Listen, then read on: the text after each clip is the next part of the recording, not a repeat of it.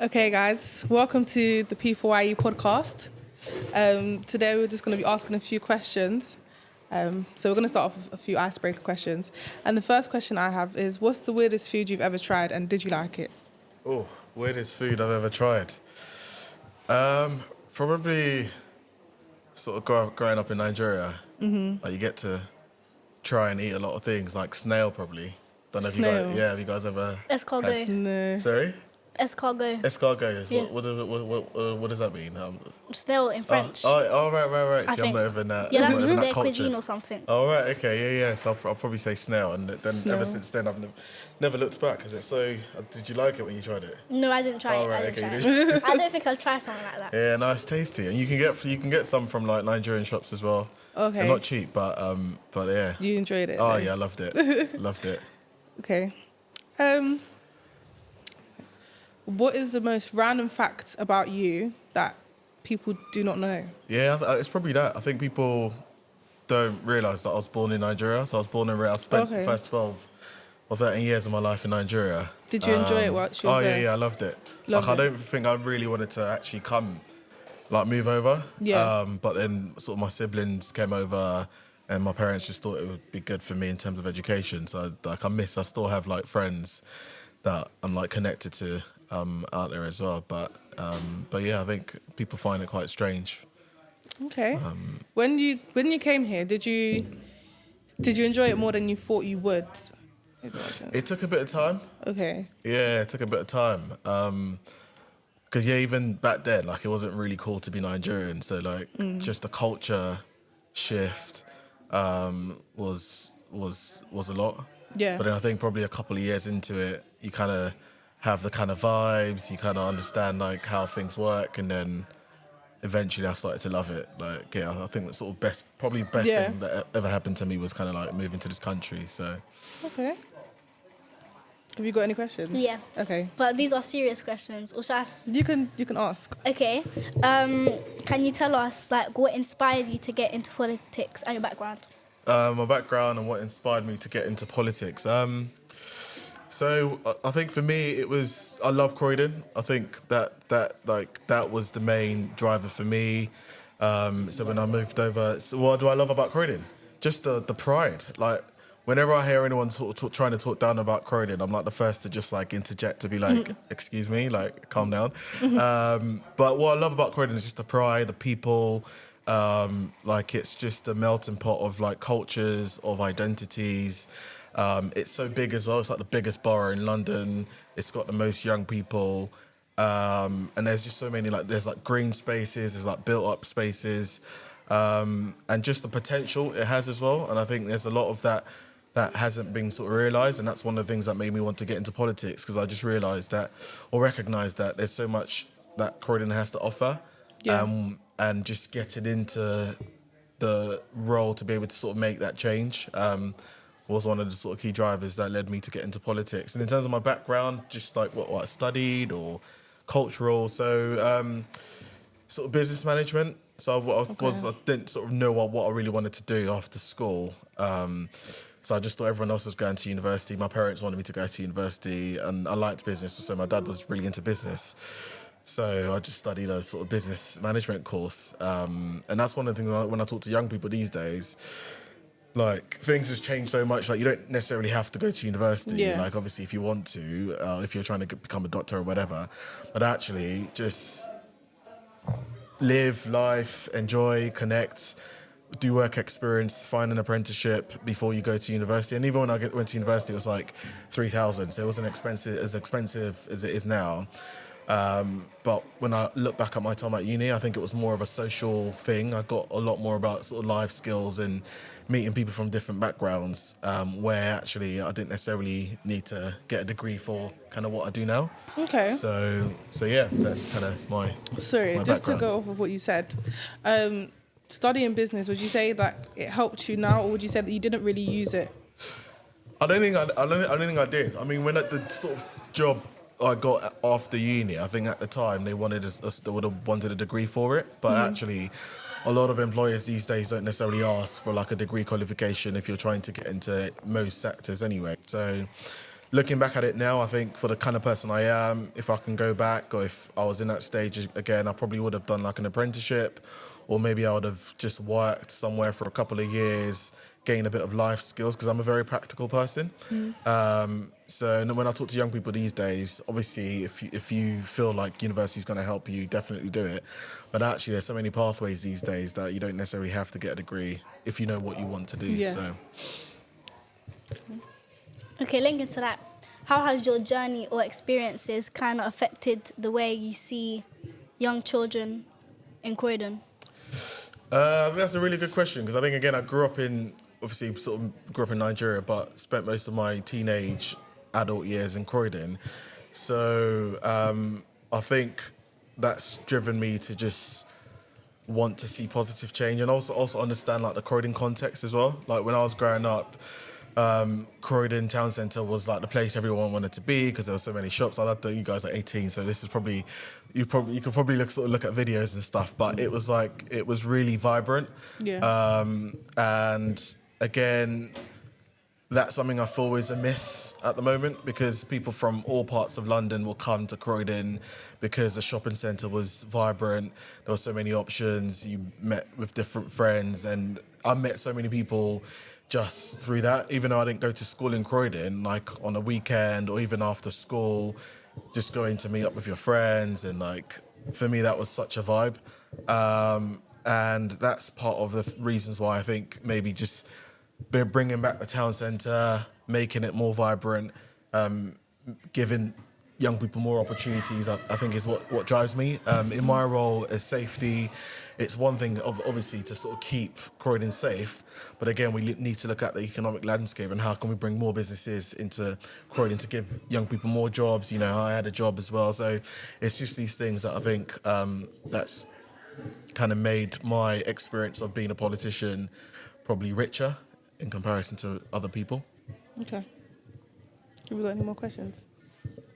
You can say Or something. can I ask you guys a question? Yeah, go on. What do you guys think about Croydon? Would you come into the town centre these days? I would, Yeah. but not as much as I would before, I would Okay. say. I feel like Croydon has changed a lot. I do agree that it's very multicultural and it was more vibrant than it is now, but it is kind of, in a positive way as well, Yeah. kind of been taken over by young people. So Right. there's a lot of young people in Croydon now. Yeah, I feel safe in Croydon, but some people don't. So I feel Okay. like Croydon's very controversial. Right.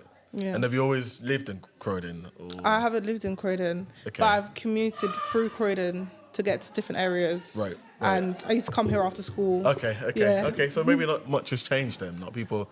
If people are still coming, because I just got this impression that people don't, maybe especially sort of teenagers don't tend to come to Croydon as much as they used to, or maybe people still do. I feel like after school, when Right. school's finished, if you are based in Croydon already, I feel Okay. like obviously the children that go to school in Croydon are outside after school. But speaking to a few young people before, some of them, it's 50-50, but some of them choose to not commute through Croydon Right. and come this way. And some of them, they feel comfortable to do so, so they do. Okay. I mean, I'm talking about sort of 15, when I was 15, 20 years ago, so that's like a very long time. But yeah. What about you? Do you sort of come to the town centre at all? I live in or Croydon, so I come like quite a lot.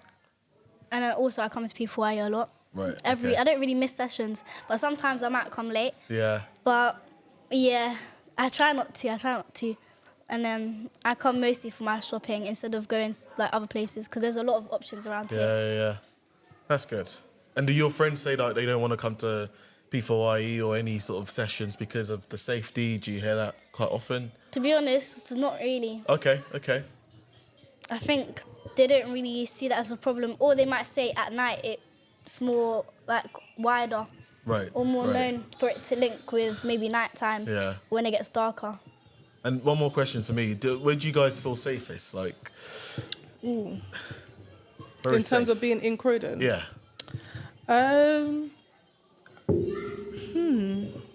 That is a good question.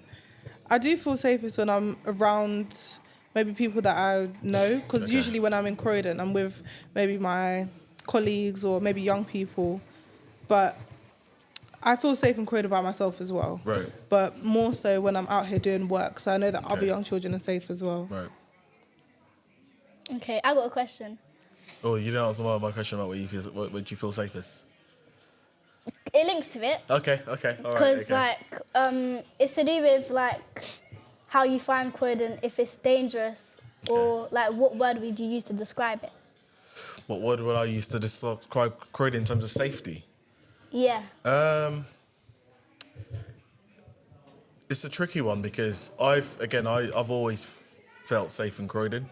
But again, I recognise that some people might not feel safe in Croydon. I would say, I think Croydon is safe. So, funny enough, there was an article I was reading the other day, and there's 32 boroughs across London, and actually Croydon is 15 out of 32. But when you talk to people, you might, people will say, "Oh, Croydon." I don't know. I'll sort of go on Instagram pages and I go on the comments, and I think people always have things to say about Croydon. But then when you actually put the data in front of people to say, out of all the 32 boroughs in London, Croydon is half.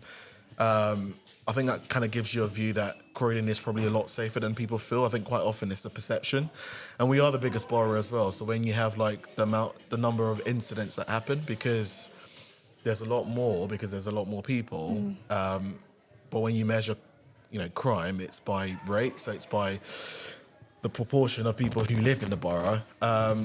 And because we have a lot more young people, so 90,000 young people, and I think even when I was young, people just had this perception that young people are always up to no good. So quite often, I think it's the perception of safety. But when I talk to young people such as yourselves, I think people generally feel safe.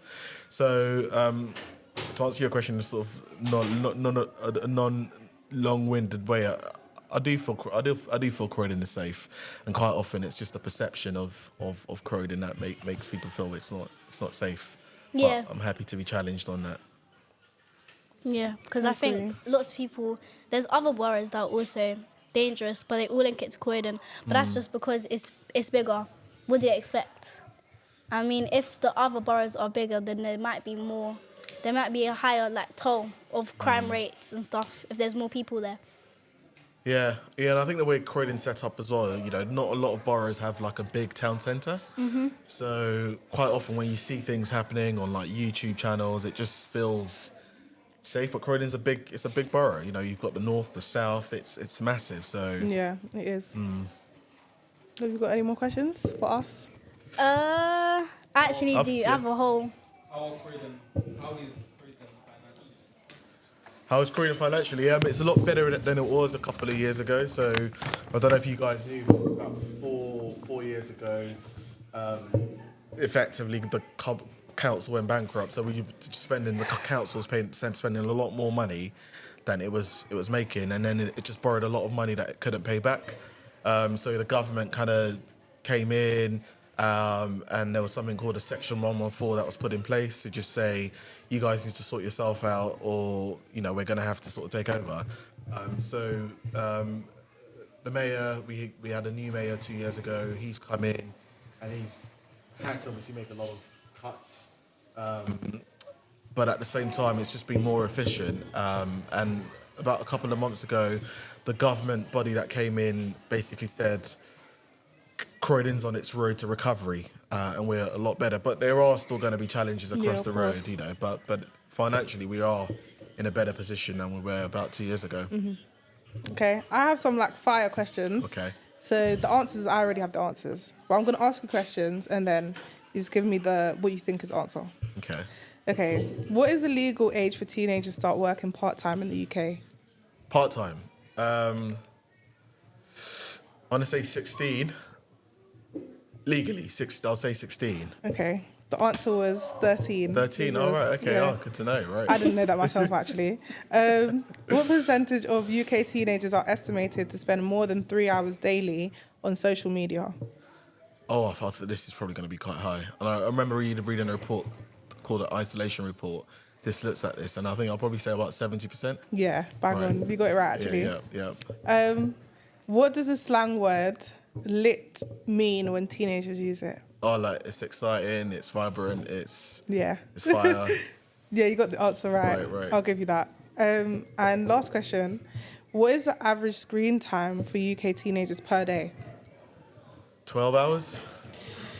Just over. Go a little bit under. Okay, 11, 10, No, under. under 9. No, under. I'll keep going. Okay, 6, No, higher. 7. Yeah. 7 About hours. 7 to 8 approximately, yeah. All right, okay, I would have thought it was more than that. But I would have thought so as well, yeah. actually. I didn't think it would be that low. Yeah. What about you guys? How many hours do you guys spend on your phones? Ooh. Per day, I would say I don't really spend a lot of time on my phone when I'm outside on work days. Right. But when I'm at home, I probably spend about 7 to 8 hours on my phone, to be So you're honest. like average. Yeah, And is it TikTok, YouTube, podcast? What are you watching? a bit of everything.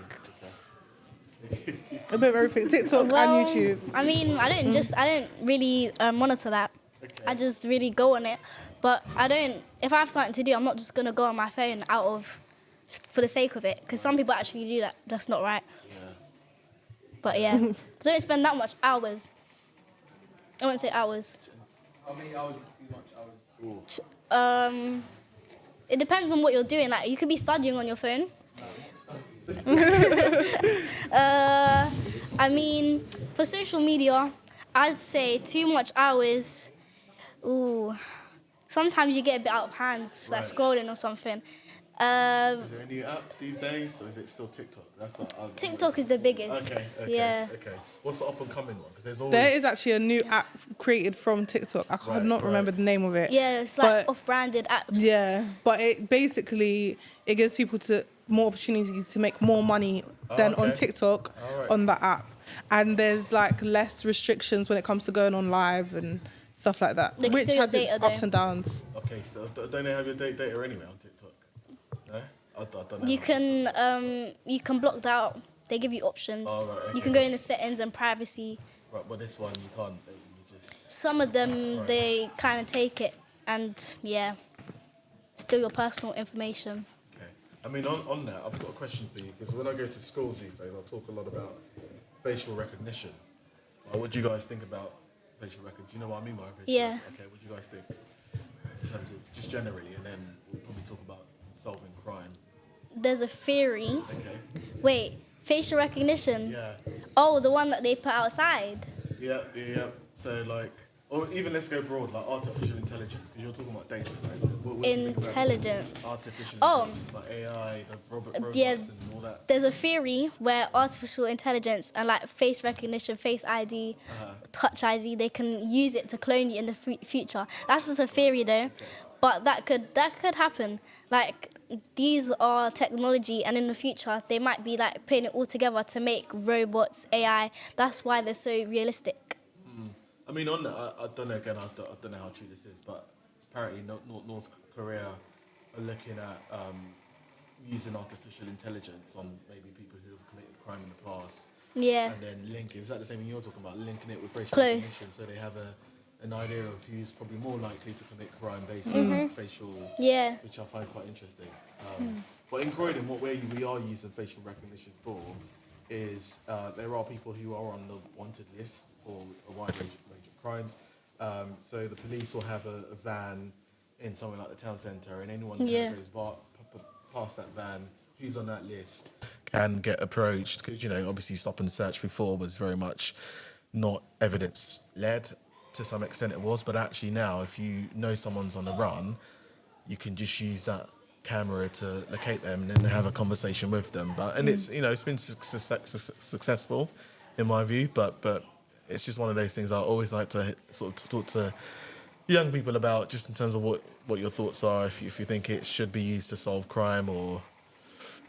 I think it is beneficial. Like, it makes it a bit more easier as well to locate people. A lot of people commute through Croydon, so it's easier to locate which people you might want to locate. So I've seen the facial recognition van coming down Church Street and also East Croydon, which I think are like good points to have them at, because a lot of people go past those ways. So I think it's good. Okay, all right, okay.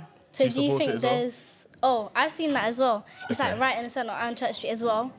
But do you think there's enough being done to improve Croydon's image? The image is it's just gonna. I think there's two views on that. I think it's gonna take quite a lot of work to get the town centre to where it needs to get to. But I do think, and I'll say this even as a politician, I do think we do have a lazy media when it comes to Croydon. I think for some reason, I don't know where it all started, but people just have, I think there was a murder that happened this year in Crawley, and then the reporter initially said it was Croydon, because I don't know, Croydon sounds quite, I don't know, but we had to basically say, like, obviously murder is murder and it's wrong. Like, we had to sort of sense check the reporter. I think whenever anything bad happens in Croydon, the level of publicity it gets in comparison to somewhere else, it's just not, you just can't compare it. So I think there is a lot we should be doing as a borough to put the positives out there.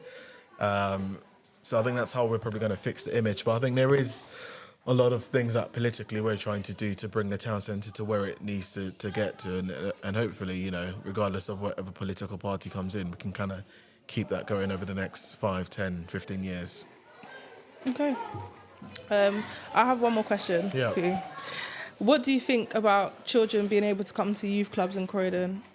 Oh yeah, definitely 100%. Like big fan, huge fan, and it goes back to the safety thing. Because I think maybe sometimes when I talk to parents, probably sometimes it's actually parents who feel like they don't want their kids to come to the town centre, or they don't want to get kids to go to the youth clubs. And I think the more we can do things like the facial recognition, more police officers, we can make parents feel like the town centre of Croydon is a safe place.